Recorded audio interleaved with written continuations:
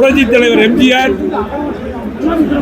புரட்சி தலைவி அம்மா அவருடைய நல்லாசியுடன் கழகத்துடைய பொதுச் செயலாளர், முன்னாள் முதலமைச்சர், வருங்கால முதலமைச்சர் எடப்பாடியார் அவர்கள் இன்றைக்கு அனைத்து இந்திய அண்ணா திராவிட முன்னேற்ற கழக தலைமையிலே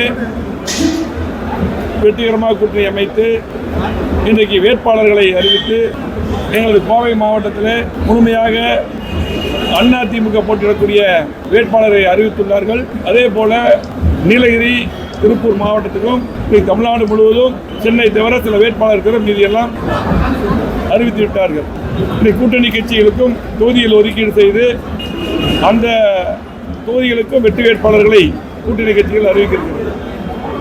இன்றைக்கு நம்முடைய மாவட்டத்திற்கு நாங்கள் எல்லாம் வேட்பாளராக இன்றைக்கு எடப்பாடியார் அவர்கள் வாய்ப்பு கொடுத்ததுனால் இன்றைக்கு எல்லாம் நாங்கள் காமித்து வந்திருக்கோம். எல்லா வேட்பாளர் வந்திருக்காங்க.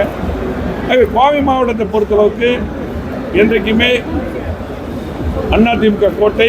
அதே போல மிகப்பெரிய வளர்ச்சியை, 50 ஆண்டு இல்லாத வளர்ச்சியை புரட்சி தலைவி அம்மா அவர்கள் இருக்கும்போதும் அந்த எடப்பாடியார் அவர்கள் முதலமைச்சராக இருக்கும்போதும் அதிகமான திட்டங்களை, கேட்ட திட்டங்களை எல்லாம் வழங்கினார்கள். செய்ய முடியாத திட்டங்களை எல்லாம் பார்த்தீங்கன்னா அதிகமான திட்டம், ஏர்போர்ட் விரிவாக்கத்துக்கு நிலமென்ற போன்ற அவனாசி ரோடு பாலம் போன்ற எதிர்பார்த்து இது வருமா வராதா என்ற திட்டங்களை கூட அந்த எடப்பாடியார் முதலமைச்சராக இருக்கும்போது நம்ம கோவை மாவட்டத்தில் வந்தார்கள். மிகப்பெரிய வளர்ச்சி தந்திருக்கிறோம்.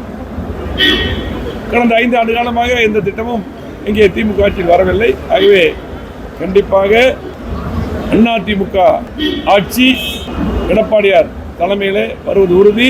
கோவை மாவட்டத்திற்குரிய அவனாசியும் சேர்த்து 11 தொகுதிகளும் கண்டிப்பாக முழுமையாக அதிமுகவுடைய வெற்றி வேட்பாளர்கள், கூட்டணி கட்சி வேட்பாளர்கள் நாங்கள் முழுமையாக என்டிஏ கூட்டணி, அதே போல அதிமுக வேட்பாளர்கள் முழுமையாக வெற்றி பெறுவோம். அதே போல திருப்பூர், நீலகிரி மாவட்டத்திலும் வெற்றி பெறுவோம். நான் பொறுப்பு.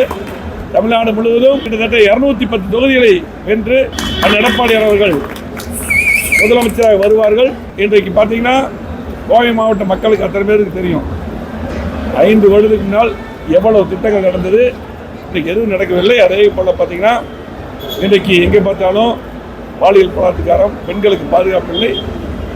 ஆகவே இன்றைக்கு மக்கள் தெளிவாக இருக்கிறார்கள். மீண்டும் கோவை மாவட்டத்துக்கு வளர்ச்சி கண்டிப்பாக அதிமுக ஆட்சி வரும். மீண்டும் கோவை மாவட்டத்தை விடுபட்ட திட்டங்களை செயல்படுத்தி மக்கள் எதிர்பார்த்த திட்டங்களை எல்லாம் கண்டிப்பாக கொண்டு வருவோம்.